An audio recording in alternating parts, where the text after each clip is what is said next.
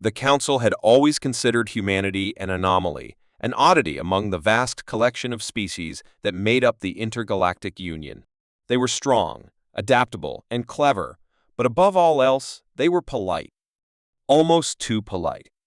For decades, humans had sat in diplomatic meetings, offering measured words, carefully calculated smiles, and an unshakable willingness to compromise. It was unnerving. Other species fought, schemed, or demanded their way, but humans? They would nod, listen, and agree to terms that, by all logic, should have angered them. It was this very politeness that made the XLR overstep. They mistook patience for weakness, diplomacy for fear. They thought that humanity's refusal to escalate conflicts meant they couldn't. And so, they took things a step too far. The council chamber was packed that day, filled with delegates from dozens of civilizations. The air hummed with tension as the XLR envoy took the floor. Its elongated form shimmered under the artificial lights, mandibles clicking in a pattern that translated to smug confidence. The humans must understand their place, it declared, addressing both the council and the small delegation of humans present. They have been granted the privilege of existing within our union, yet they continue to challenge our authority. It is time we remind them of the natural order. Silence followed. The humans did not immediately react. Their leader, dressed in the simple but formal uniform of Earth's diplomatic corps, simply exhaled, the ghost of a smile still on his lips. His hands rested calmly on the table. He gave no sign of offense, no hint of anger. The council had seen this countless times before, humanity absorbing insult after insult, brushing off provocations like an elder indulging an ignorant child. But this time, something was different. One of the XLR guards stepped forward, tossing a small metallic object onto the table in front of the humans. It clattered loudly, spinning before coming to a rest. The lead diplomat's gaze flickered down. A faint muscle in his jaw tensed. The object was unmistakable, a badge. A military insignia. Burned, warped, blood-stained. The chamber seemed to shrink as realization set in. This wasn't just another political maneuver. This wasn't words or posturing. The XLR weren't just threatening humanity standing in the council. They had attacked. For the first time in the council's history, the humans did not immediately respond with calm words or diplomatic phrasing. There was no forced smile, no measured breath. Instead, the lead diplomat slowly reached forward, picked up the ruined badge between two fingers, and held it up to the light. He turned it over once, as if confirming what he already knew. When he finally spoke, the polite warmth that had always softened his voice was gone. His words came slowly, measured not with diplomacy, but with something colder. "Would you like to clarify," he asked, "exactly how this came into your possession?" The XLR envoy gave a sharp, rattling laugh. "Clarify?" It echoed. "We did not think an explanation was necessary." The human's fingers tightened around the metal. His shoulders, which had always been loose and unthreatening in council meetings, squared ever so slightly. His fellow delegates exchanged glances, silent, knowing. The council had never seen it before. But in that moment, in real time, they were watching it happen. Humanity's polite mode was turning off. The chamber felt colder now. It wasn't just silence that filled the space, it was awareness. A shift. A realization that something irreversible had just begun. The human diplomat's fingers curled around the burned insignia. Across the room, the XLR envoy remained motionless, but its posture radiated amusement, confidence, as if it had already won, as if this was nothing more than another moment where humanity would bow its head, swallow its pride, and accept whatever the council decided. A deep breath. Slow. Controlled. The diplomat placed the insignia down on the table, perfectly centered in front of him. His gaze lifted, locking onto the XLR representative.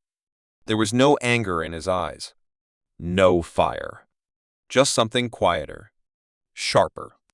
"You should reconsider your position," he said, voice steady. The XLR's mandibles twitched, its dark eyes gleaming. "Reconsider? You do not seem to understand. The situation has already been decided. Humanity does not dictate the terms here.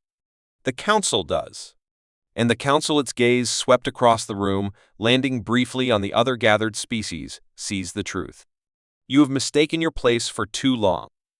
The diplomat didn't react. Not outwardly. But something passed between the humans at the table, just a glance, quick and silent. The kind of unspoken understanding that came from knowing something the rest of the room did not. A member of the council, a reptilian elder from the Zoreth Dominion, shifted uncomfortably. This is a serious accusation, it said carefully. If the Exalari have taken direct action against human forces without authorization, that violates. The humans have no authority to challenge our actions, the Exalari interrupted. They have been tolerated, nothing more. They do not hold the power they believe they do.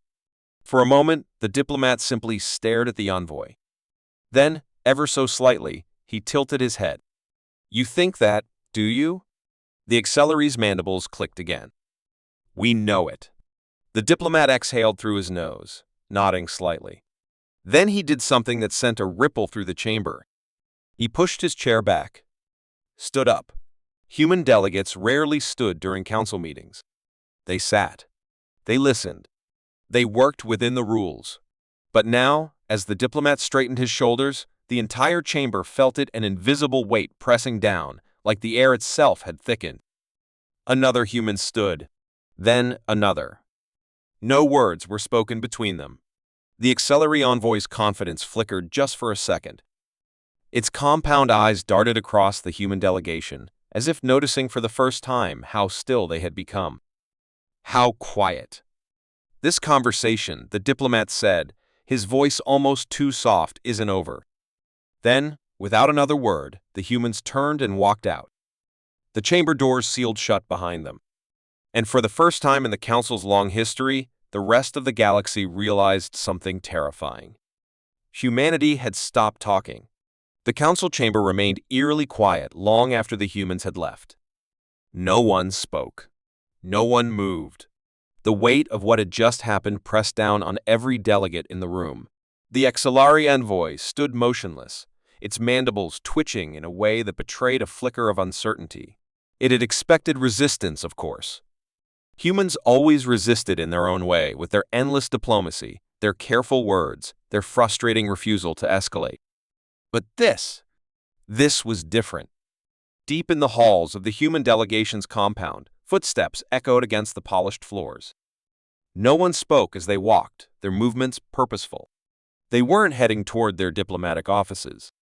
Not this time. A secured room waited for them. Inside, a low light cast long shadows over the faces of the gathered officials. The diplomat who had stood in the council chamber removed his formal jacket, folding it neatly over the back of a chair. His face was unreadable. A figure near the room's edge cleared their throat. That badge wasn't just a message.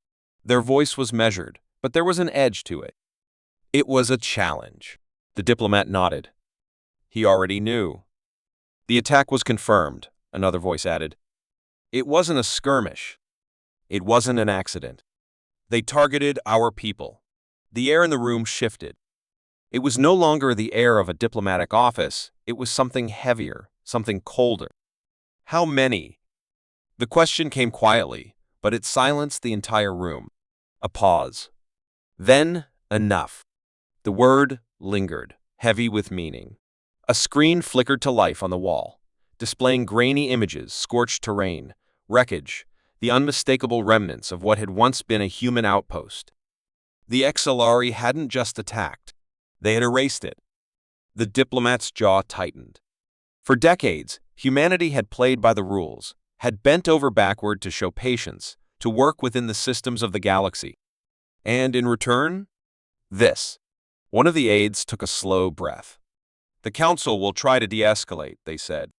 They'll insist we follow protocol, push for more negotiations, delay any real action. Another voice scoffed. They'll talk while our people burn. No one disagreed. The diplomat finally turned from the screen. His expression was unreadable, but something had shifted in his stance. They think we're afraid to break the rules. His voice was quiet, but the room stilled. They think because we've chosen diplomacy, we're incapable of anything else. He exhaled slowly. They've mistaken kindness for weakness. A silence stretched between them, thick with understanding. The XLRE thought they had won. They thought humanity's patience was infinite. They were wrong. For the first time in history, humanity was no longer waiting for permission. And the galaxy was about to find out what that really meant. The stars outside the Council's space station burned cold and distant, indifferent to the quiet storm brewing within humanity's delegation. Inside their secured chamber, the room pulsed with a tension that hadn't existed hours ago. A decision had been made, though no words had been spoken to confirm it. It was something felt, something understood. A faint chime echoed, followed by a voice over the comms. They're calling an emergency session. The Council wants immediate discussions with our representatives. Of course they did. The diplomat exhaled, steady and controlled, before rolling his sleeves up. Let them wait. Across the galaxy, messages were already spreading. Some governments issued quiet warnings. Others feigned neutrality. But one thing was clear: humanity wasn't answering their calls. For the first time since joining the interstellar community, Earth had gone silent. The XLRE weren't silent. Their fleet movements had shifted, their patrols thickening along their borders. Some saw it as a show of strength. But others, those who had dealt with humans for long enough, recognized something deeper. It was hesitation. The XLRE had expected an immediate outburst. They had prepared for threats, for protests, for council appeals. But not this. Not the waiting. Not the complete and utter stillness that had fallen over humanity's channels. They had provoked a response. But they couldn't see it, couldn't predict it. And that made them nervous. In the council chamber, the gathered species spoke in hushed tones, their unease growing by the hour. The human delegation had been summoned. Repeatedly. And yet, their seats remained empty. It wasn't refusal, it was something worse. It was deliberate. The XLRE envoy shifted, clicking its mandibles. They are ignoring protocol, it hissed, frustration leaking into its tone. This is unacceptable. An elder from the Zorith Dominion, long a neutral observer, tapped their clawed fingers against the table. And what did you expect? The XLRE envoy turned sharply. They are bound by the same laws as the rest of us. The elder studied them for a long moment before exhaling. No, they are not. The XLRE envoy bristled. You think they are above the council? A slow shake of the head. I think they are done with the council. The words sent a ripple of discomfort through the room. Because it was true, wasn't it? Humanity had not spoken, had not threatened, had not demanded. And that was what made it terrifying. Across the void, near the outer edges of human space, something stirred. Faint energy signatures blinked into existence, distant but unmistakable. Quiet movements in the dark. The XLRE believed they had dictated the terms of this conflict. But something was coming. Something they couldn't see. And when they finally realized what, it would already be too late. The XLRE envoy's antennae twitched again, but this time, it was not out of annoyance, it was something more primal. They had watched the human silence grow heavier, more suffocating, as the days passed. And now, something felt wrong. The hum of the station's energy field, which had once been a constant, began to fluctuate. A ripple in the air, subtle at first, but growing stronger. The XLRE exchanged uneasy glances, their eyes flickering toward the council's massive windows. They had grown used to the unassuming presence of the humans, diplomatic, patient, compliant. But this absence of compliance, it felt like an awakening. Then, the system's comms crackled to life. It wasn't the council. It wasn't the XLRE. It was humanity. A single message, broadcasted to every corner of the galaxy, hit the network like a comet. It was simple, direct, no words wasted. Humanity is not a side. Humanity is the end. The council chamber fell dead silent. Every delegate froze. No one had expected this. The statement was not a threat, it was a promise. The human diplomat's voice came over the comms next, calm, unflinching. We no longer negotiate. We no longer wait. We no longer comply. You've crossed a line. The hum of the station grew louder now, the system shaking as though something beneath the surface was moving. The XLR envoy felt a chill ripple through its exoskeleton. What had they stirred? Suddenly, the space station's radar lit up. An entire human fleet, silent, stealthy, loomed into view. Ships of every size, from massive battle cruisers to nimble fighters, emerged from the dark folds of space. They moved with purpose, like an unstoppable force. But it wasn't just the ships. It was what was on them. The XLR and the rest of the Council species had overlooked the most important thing about humanity, their ingenuity. Their ability to adapt, to innovate, and to harness technology in ways no other species could. The fleet wasn't just a show of force. It was a demonstration of their will, and the Council knew it.